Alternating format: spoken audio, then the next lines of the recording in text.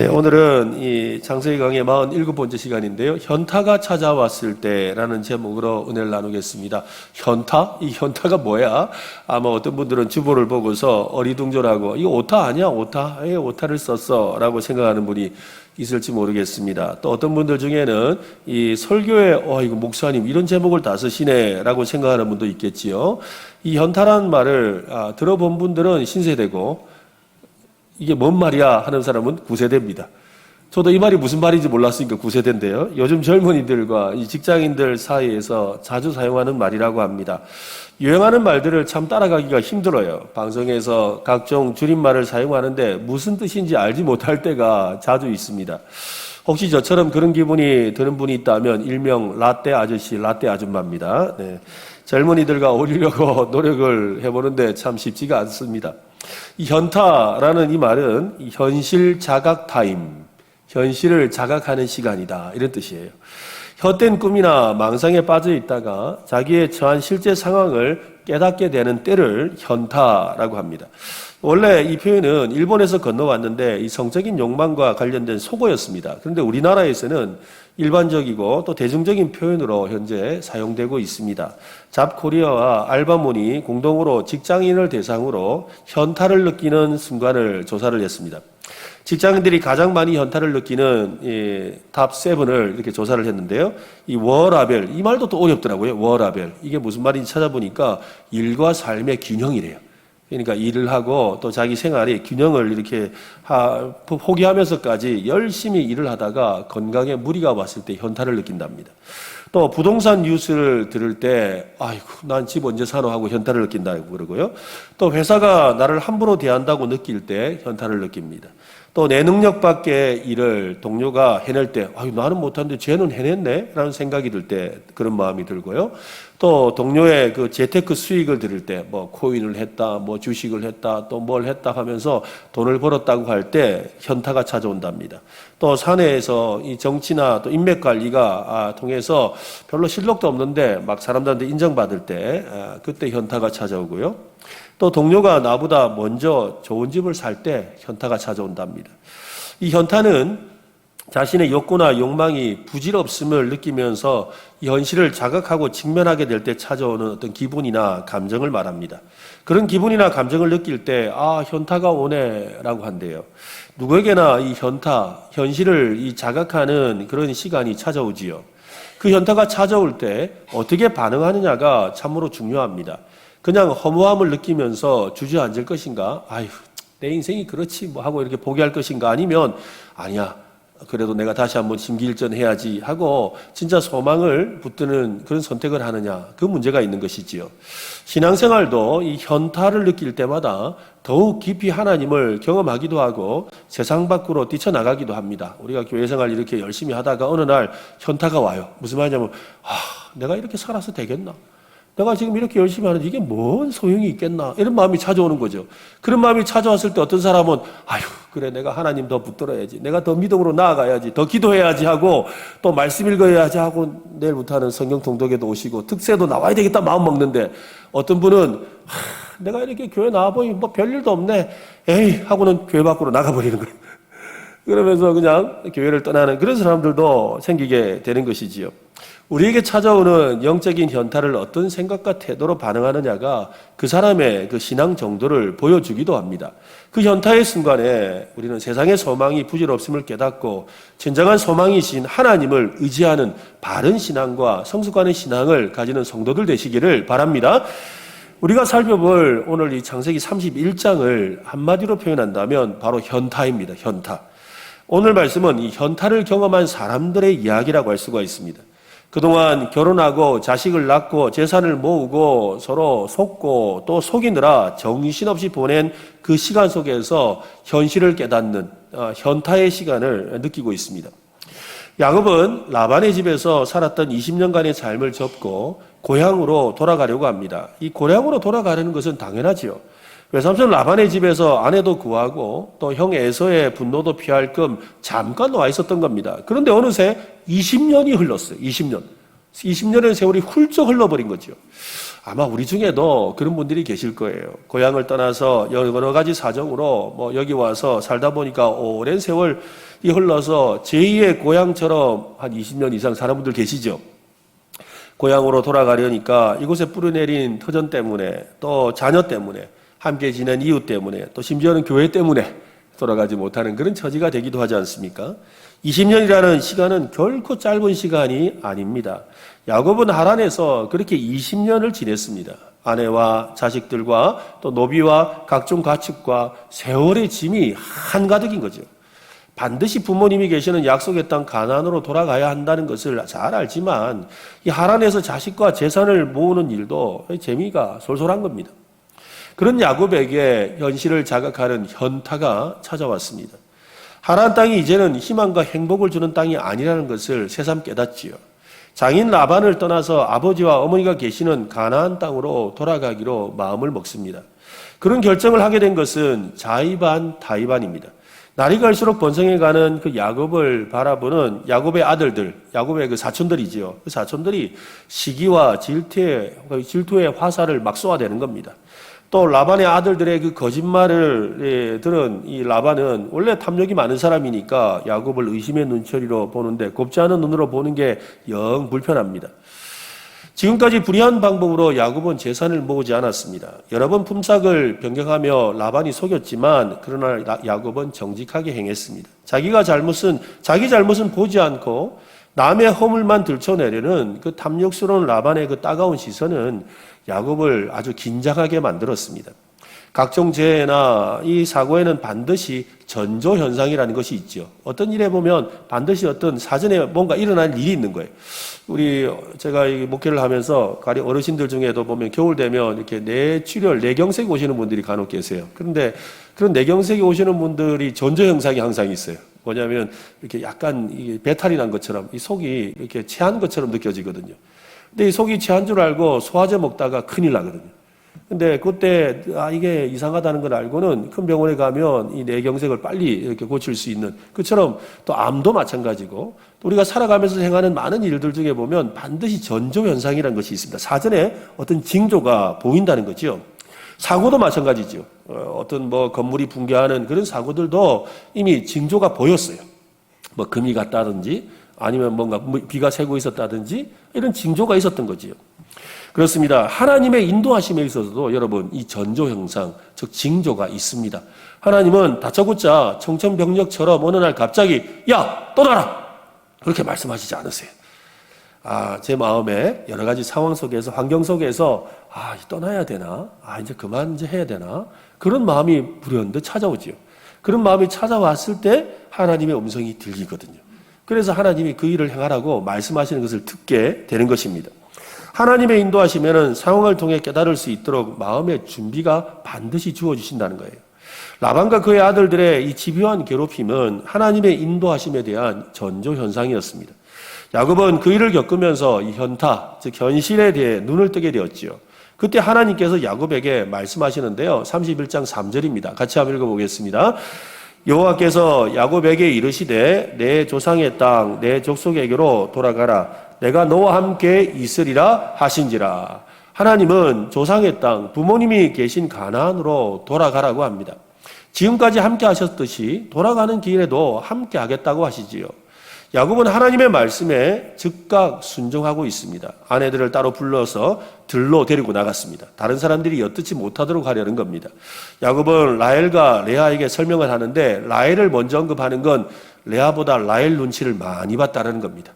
그러니까 라헬이 가자 하면 가고 레아가 가자는 걸 별 중요하지 않았던 거죠. 그래서 라헬을 먼저 눈치를 봅니다. 아내들에게 지난 6년간에 있었던 일을 자세하게 설명을 합니다. 하나님께서 야곱의 재산을 늘려주시려고 어떻게 일하셨는지를 말하지요.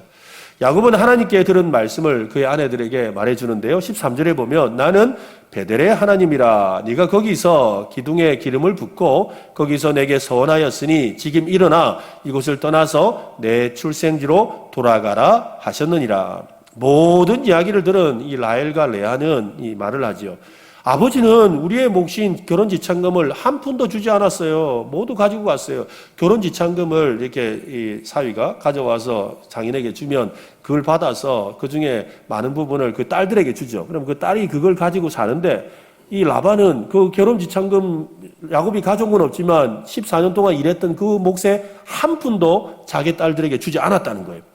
하나님께서 우리 아버지로부터 찾아주신 재산은 전부 우리와 우리 아이들의 것이에요. 그러니 하나님이 당신에게 말씀하신 대로 하세요. 그러죠. 평소 같으면 이 라헬과 레아가 서로 질투하느라고 반대를 위한 반대를 할 텐데 라헬이 가자 그러면 레아는 아니요 생각해봐야 돼요. 그리고 또 레아가 가자 그러면 아니 왜 가야 돼요 이럴 텐데 이 둘 여자가 서로 마음이 하나가 된 거예요. 그래서 갑시다라고 한 목소리를 내고 있습니다. 모든 상황이 떠나야 한다라고 말하고 있는 것이지요. 13절에서 지금 일어나 이곳을 떠나서 내 출생지로 돌아가라 라는 그 말씀을 받고 17절에서 보면 야곱이 일어났다라고 합니다. 일어났다라는 이 말의 히브리어 표현은 야곱이 서둘러 떠났다라는 뜻이에요. 급하게 떠났다는 것입니다. 하나님의 뜻이 분명하다면 머뭇거리는 이유가 없지요. 하나님의 뜻과 말씀이 주어졌다면 남은 것은 순종하는 것입니다. 머뭇거리는 것은 불순종입니다. 순종은 즉시 하는 겁니다. 한번 해볼까요? 순종은 즉시 하는 것이다. 네. 생각하기 위해서 시간을 갖는 것은 불순종이에요. 완곡한 불순종이죠. 뭐 생각해 보겠어요. 그게 바로 불순종의 시작이에요. 순종은 그대로 따르는 거죠. 이미 생각은 충분히 했습니다. 살펴봐야 할 것 이미 다 살펴보았습니다. 아직도 더 생각하고 살펴볼 것이 있다고 느낀다면 그것은 불순종의 기운이 마음을 흔들고 있다는 증거입니다. 순종은 즉시 하는 거라고 했습니다. 순종할 때는 깊은 생각이 필요하지 않습니다. 성도들이 착각하는 것이 바로 이겁니다.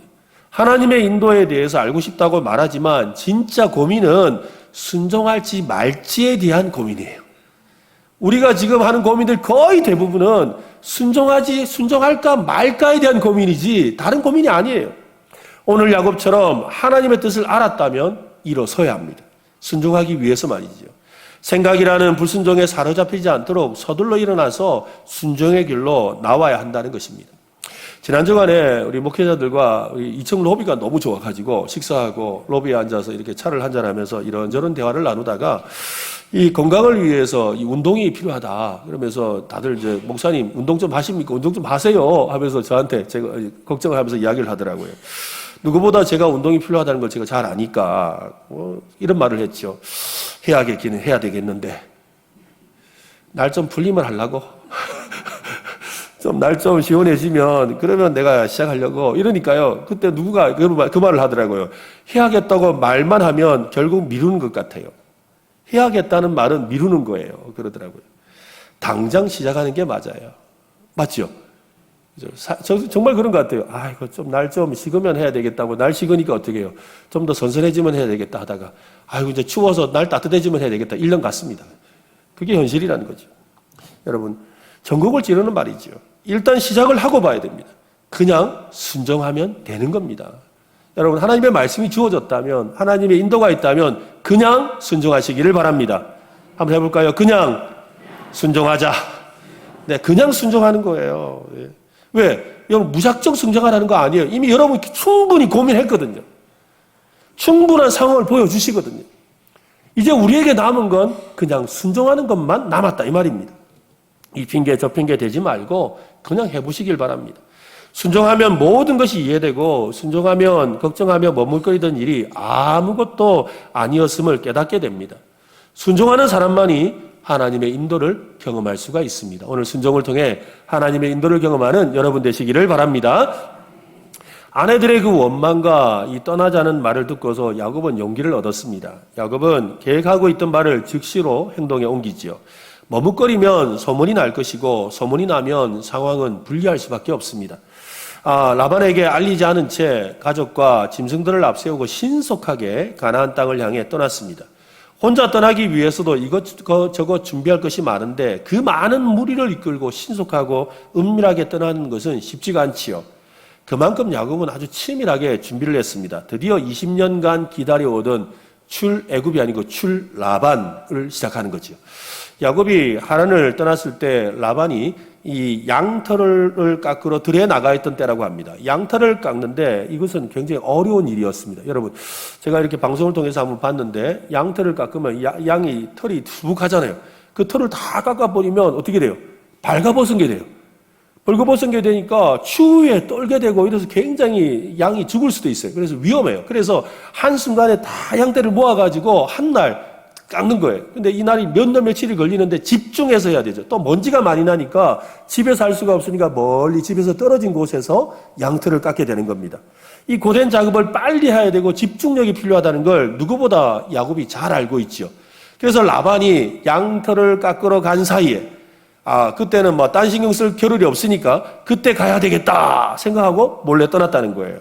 그래서 야곱이 22절과 23절에 보면 3일 만에 야곱이 도망한 것이 라반에게 들렸다.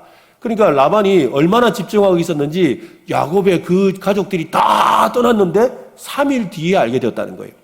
라반이 그 형제를 거느리고 7일 길을 쫓아 길르앗산에서 그에게 이르렀더니 라고 성경은 기록합니다.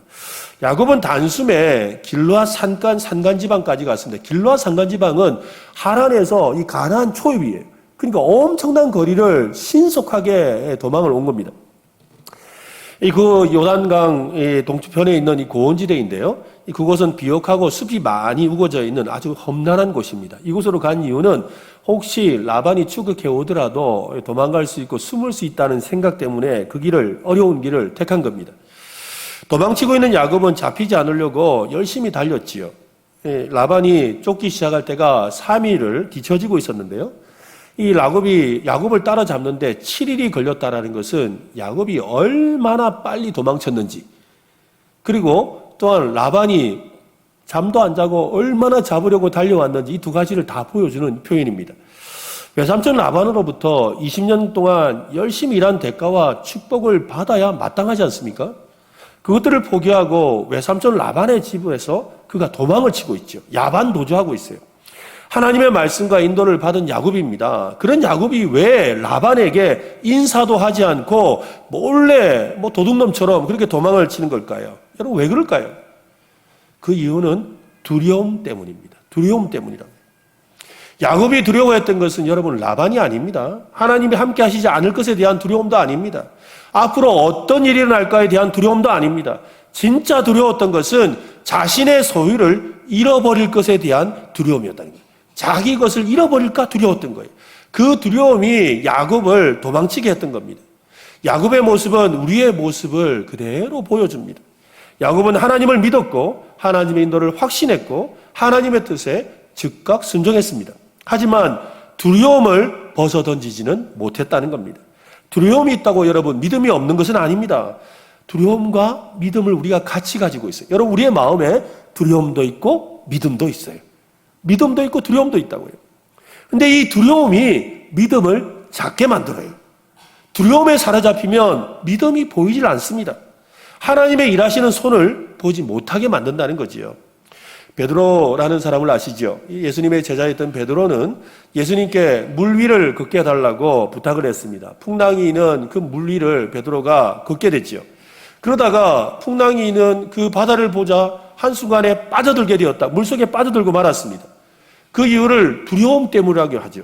두려움이 그의 눈을 가렸기 때문입니다. 여러분, 풍랑은 베드로가 물 위를 걷기 전에도 있었고 베드로가 기적과 같이 물 위를 걷고 있을 때도 풍랑은 있었어요.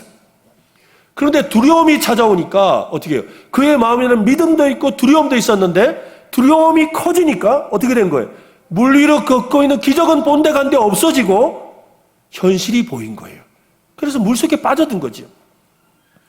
우리도 하나님의 뜻에 순종하려는 삶을 살려고 할 때 이 두려움을 느끼게 될 때가 있습니다.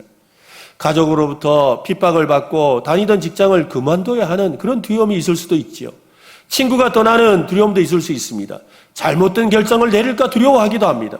하나님의 뜻에 벗어날까 두려워하기도 하죠. 그런데 그러한 두려움보다 우리를 진짜 두렵게 하는 것은 그런 바깥에서 오는 두려움이 아니라 우리의 마음 깊은 곳에서 올라오는, 꾸물꾸물 올라오는 그 두려움이라는 거예요. 우리의 마음의 두려움이 문제예요. 내 것을 잃으면 어떡하지? 이거 빼앗기면 어떡하지? 이거 포기하면 나 못 사는데? 라는 그 마음이라는 거예요. 이거 포기하고 내가 어떻게 살지? 그 두려움이 우리의 마음을 힘들게 하는 거예요. 우리의 삶을 힘들게 하는 거예요. 우리의 두려움은 어디에 있습니까? 우리가 하나님을 믿고 바른 신앙의 삶을 살아가려고 할 때 우리의 마음에서 일어나는 그 두려움의 원인은 여러분 무엇입니까? 이 시간 성령님께서 우리의 영적인 현타, 영적 현실을 자각할 수 있도록 깨우침을 주셨으면 좋겠습니다. 내가 진짜 두려워하는 것이 무엇인지, 내가 진짜 두려워하는 것이 무엇인지를 깨닫는 오늘 이 시간 될 수 있기를 바랍니다.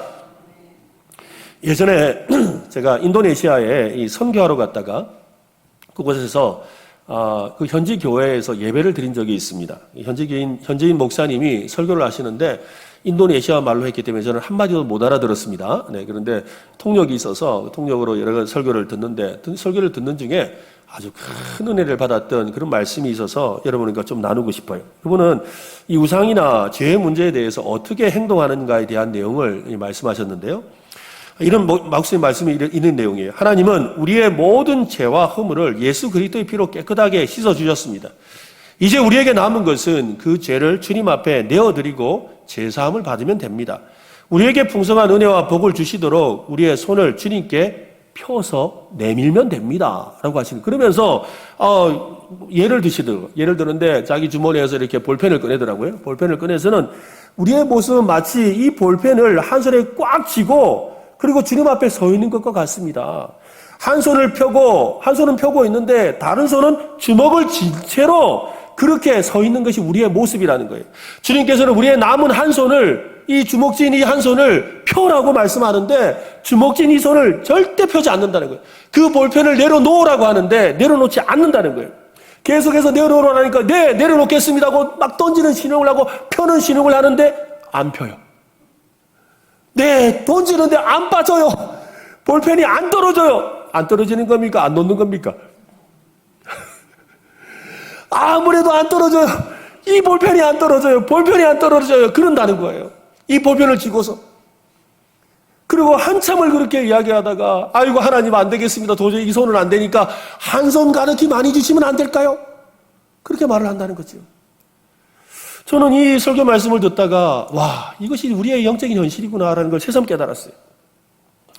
야곱의 가족이 라반의 집을 몰래 떠날 때 있었던 한 사건이 오늘 본문에 나오는데요. 라헬이 라반의 그 드라빔을 훔쳤어요. 드라빔이라는 것은 우상을 말합니다. 조그마한 이 우상인데 라반은 그 드라빔을 찾기 위해서 야곱을 추격했습니다. 그리고 야곱의 장막에 와서는 샅샅이 뒤지죠. 그때 라헬이 그것을 훔쳤는데 아버지에게 들키지 않으려고 그것을 낙타 안장 밑에다가 숨겨놓고는 그 위에 깔고 앉아요. 깔고 앉은 다음에는 그래요. 아버지가 와서 야 비켜봐라 그러는데 아버지 제가 지금 이 생리를 해서 일어날 수가 없어요. 그래 알았다. 그럼 그냥 갔어요. 여러분 훔칠 만큼 그것을 훔쳐서 가져올 만큼 그렇게 대단한 그 드라빔을 가슴에 품은 것도 아니고 치맛자락 안에 넣은 것도 아니고 낙타 한 장 아래에 두고 엉덩이로 깔아 뭉개고 있어요. 드라빔을 대하는 라헬의 모습이 우리의 모습과 닮았다는 거죠. 사람들은 각자의 드라빔을 이 손에 쥐고 있어요.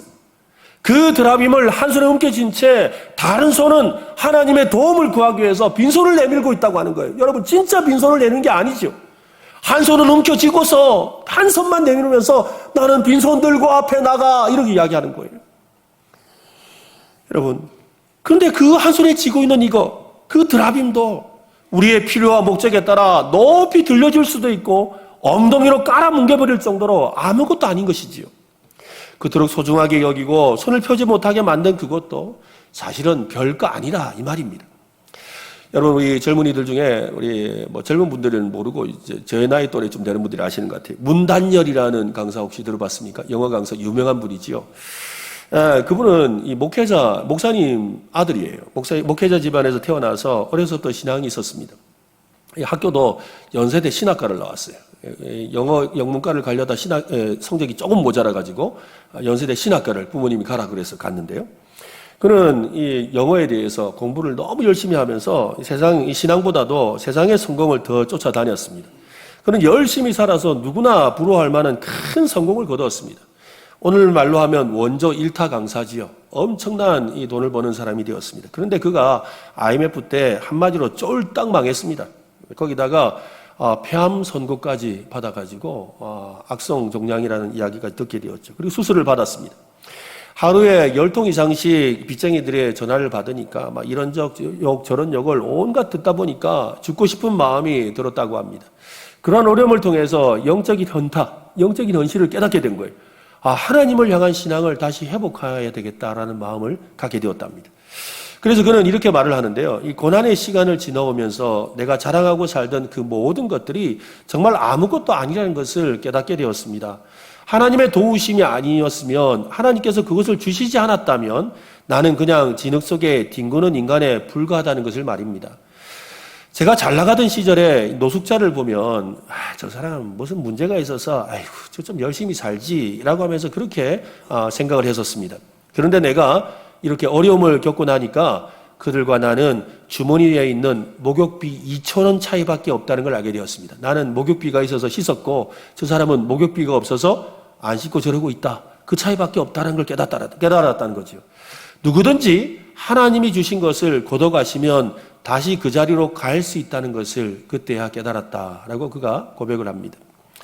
라헬이 훔치고 엉덩이로 깔아뭉갠 이 드라빔 이야기는 야곱이 또 다른 드라빔을 쥐고 있었음을 말해주는 거죠. 야곱이 쥐고 있던 바로 그 볼펜이었다는 거예요. 야곱은 자신의 손에 쥔 그 드라빔을 내려놓기 싫어서 그렇게 급하게 라반의 집을 떠나 멀리 길르앗까지 달려왔던 겁니다.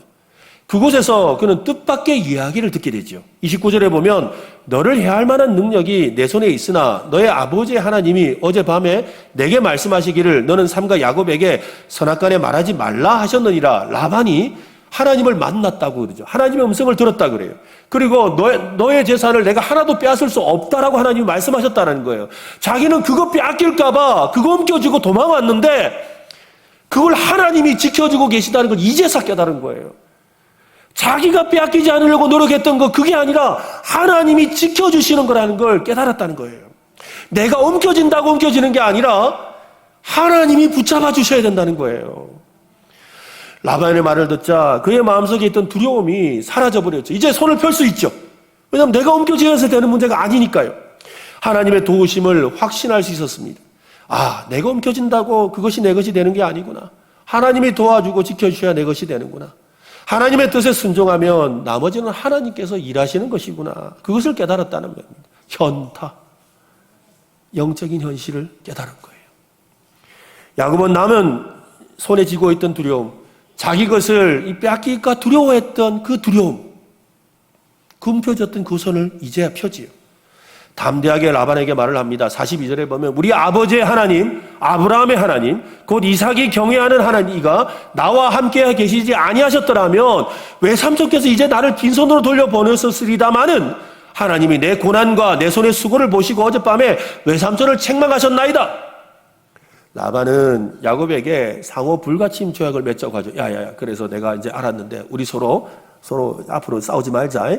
우리 서로 뺏지 말자. 약속하자. 그 증거로 두 돌기둥을 세우고 돌무더기를 세워서 여갈 사두다 갈렛이라고 이름을 하게 했습니다. 증거의 무더기란 뜻이에요. 그리고 야곱은 그곳 지역을 미스바라고 불렀습니다.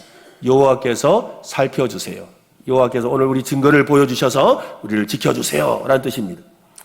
하나님께서 살펴주신 것에 감사하고 앞으로 살펴주실 것을 확신하기를 원했던 겁니다.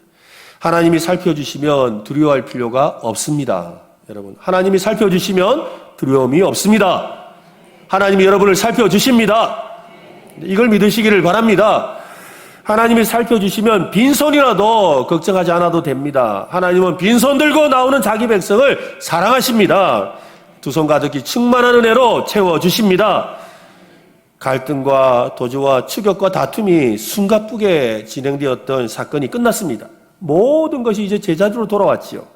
먼 길을 떠나는 딸과 또 사위와 또 손자들을 축복하며 떠나보내는 것이 라반이 해야 될 일이잖아요. 그죠? 아이고, 너 고생했다 하고 축복해주고 그거 보냈어야 돼요. 야곱도, 장인어른 너무 그동안 잘해주셔서 감사합니다 하고 서로 인사하면서 축복받으며 먼 길을 가야 합니다. 지난 20년 동안 라반도 또 야곱도 다 복을 받았잖아요. 그죠? 야곱도 되게 라반도 큰 부자가 되었고 또 야곱도 하나님 은혜로 큰 부자가 되었어요. 복을 받았음에도 더 많이 움켜쥐려는 그 마음이 라반에게 또 야곱에게 그의 자녀들에게 갈등을 일으키게 했고 서로 상종하기 싫은 사람이 되게 하고 상처를 주고받는 일이 되었던 겁니다. 하지만 움켜쥐었던 그 손을 펴니까 모두가 행복해졌습니다. 여러분, 우리에게도 이 현타의 시간이 찾아왔습니다. 우리의 현실을 자각할 시간이지요. 지금 우리의 움켜진 손을 펴지 않고 버티고 있는 것은 여러분 무엇입니까? 오늘 곰곰이 한번 생각해 보십시오. 내가 쥐고 있는 아까 그 볼펜은 뭔지, 내가 끝까지 움켜쥐고 있는 그게 뭔지, 무엇이 두려워 펼치지 못하고 있는지 한번 돌아보시기를 바랍니다. 야곱의 하나님이 우리의 하나님이십니다. 여러분, 야곱의 하나님이 나의 하나님이세요. 여러분의 하나님이세요. 우리의 하나님이세요. 하나님이 우리를 함께 하시며 도와주십니다. 형통케 하시는 하나님을 믿고 이 현타의 순간에 기꺼이 순종하는 여러분이 되시기를 예수님의 이름으로 축원합니다.